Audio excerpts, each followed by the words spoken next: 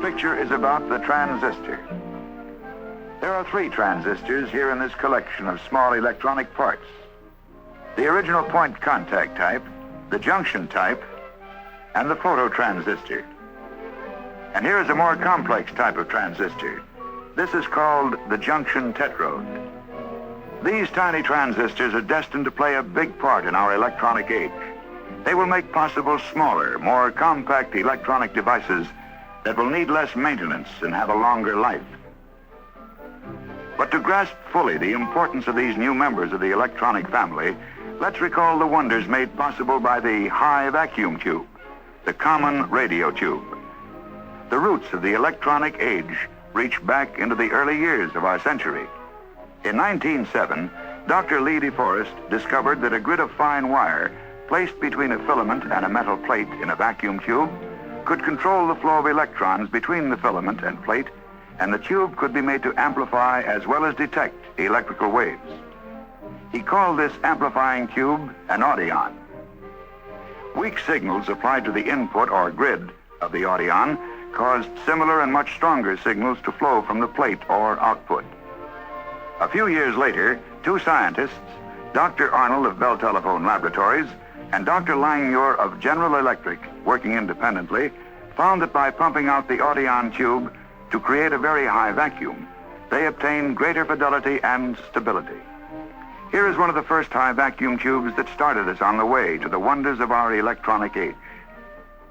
By 1915, telephone research physicists and engineers had succeeded in developing methods of manufacturing the vacuum tube with sufficiently uniform characteristics so that hundreds of them were installed as amplifiers, thus making possible the first telephone line between New York and San Francisco. And 3,000-mile transcontinental telephone calls became a reality. This same year, 1915, at Arlington, Virginia, telephone engineers hooked together 500 vacuum tubes to generate enough radio power to send the human voice across the Atlantic for the first time in history. Words spoken into a radio telephone transmitter at Arlington were heard by engineers listening at the Eiffel Tower in Paris and also at Pearl Harbor, Hawaii. 1920 brought the beginning of radio broadcasting, but a vacuum tube radio receiver was a real luxury. Then, the next 10 years gave us talking motion pictures, transoceanic radio telephone service, television demonstrations, and ship-to-shore telephony. With our electronic age in full swing, the coaxial cable, the cathode ray tube, the iconoscope, and the image orthicon, aided by hundreds of more conventional vacuum tubes, gave us television, radar for war, radar for peace, and then microwave radio relay to speed hundreds of telephone calls as well as television programs from coast to coast. The heart of all these electronic systems has been the vacuum tube. But the Bell Telephone Laboratories have added an entirely new and different heart to modern communication systems, the transistor, operating on a new and different principle arising from basic research on solid substances and how the electrons inside them behave. How did it all come about? Well, doctors Shockley, Bardeen, and Bratton and their associates at the Bell Telephone Laboratories were working on a problem in pure research, investigating the surface properties of germanium, a substance known to be a semiconductor of electricity. Their study suggested a way to amplify an electric current within a solid, without a vacuum or a heating element. And after months of calculations, experiments, tests, the transistor was born. The transistor, a new name, a new device that can do many of the jobs done by the vacuum tube and many the tube can't do. Let's see how the transistor and tube measure up. First off, the vacuum tube is power hungry.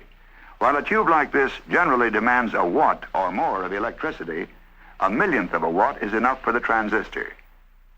Even a makeshift battery of moist blotting paper wrapped around a coin can power a transistor.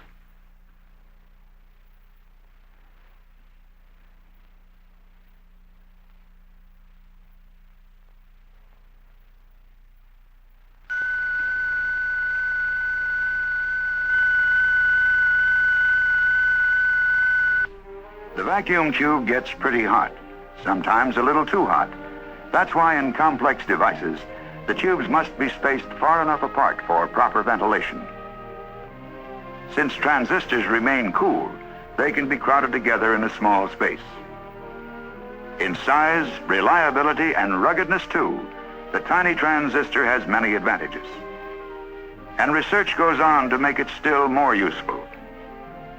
Many new and improved types of transistors have followed the early models, but transistors are no longer just an experiment. Here, they are being produced at the Allentown, Pennsylvania plant of Western Electric, the manufacturing and supply unit of the Bell system. Different types for different purposes. The Bell telephone people have lots of jobs lined up for them. Jobs based on the transistor's ability to amplify speech sounds in this way. This is how my voice would sound over a 75-mile telephone line that has no amplifying device. Now, with a transistor amplifier in the line, my voice is amplified so that you can hear me distinctly. This, for example, will mean that in isolated farmhouses, far from central exchanges, the transistor, right in the telephone, will make it easier for the farmer to hear and be heard on his rural telephone. And transistors can replace many of the vacuum tubes used in providing long-distance telephone service. Because they are so tiny, transistors have made it possible to miniaturize many types of electronic equipment. This equipment requires less space and will cost less to maintain. Transistors may also be used in multi-channel telephony, which increases the number of calls that can be carried at the same time along telephone lines. When you dial direct from your town to a distant city, transistors in this route selector may be helping to mark out the pathway along which your call will go. Transistors may someday go under the sea, built right into underwater telephone cables. But transistors go well with lots of other industries too. Many manufacturers have been licensed to produce transistors and devise new applications. Through their efforts, you may be able to get music with a flick of your wrist from the so-called Dick Tracy radio.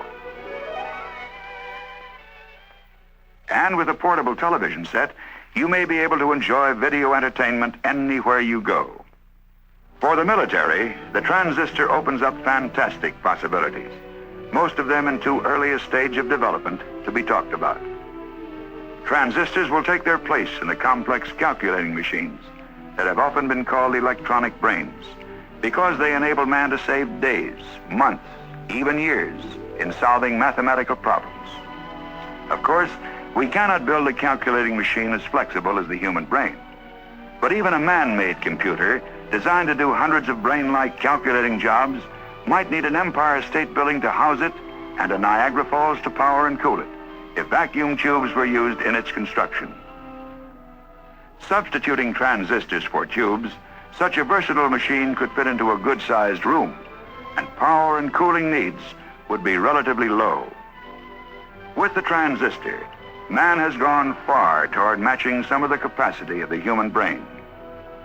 He has done it with imagination, with the inventiveness and teamwork of the Bell telephone scientists who are looking forward to the age just beyond the age of electronics.